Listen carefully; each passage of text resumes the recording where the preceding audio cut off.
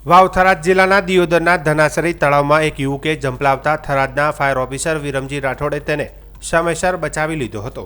112 emergency number પરથી આ અંગેની જાણ ફાયર ઓફિસર વિરમજી રાઠોડને મળી હતી। તે સમયે તેઓ દિયોદર ખાતે પોતાના સાસરીમાં હાજર હતા। કોલ મળતાની સાથે જ તેમણે એક ક્ષણનો પણ વિલંબ કર્યા વગર પોતાની ખાનગી ગાડી લઈને તાત્કાલિક ઘટનાસ્થળે પહોંચી ગયા હતા।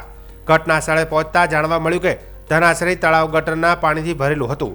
તેમ છતાં કોઈ પણ ભય રાખ્યા વિના તેમણે તળાવમાં ઝંપલાવી આશરે 40 વર્ષીય ઠાકોર હેમરાજભાઈ નામના યુવકને જીવિત બહાર નીકાળ્યો હતો।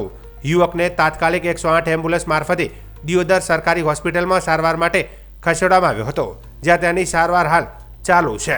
ફાયર ઓફિસર વિરમજી રાઠોડે ટેલિફોનિક વાતચીતમાં જણાવ્યું હતું કે 112 પરથી કોલ મળતા જ તેઓ તાત્કાલિક ઘટનાસ્થળ પર પહોંચ્યા હતા અને યુવકને બચાવ્યો હતો।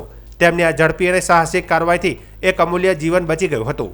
સ્થાનિક લોકોએ તેમની આ કામગીરીની પ્રશંસા કરી હતી।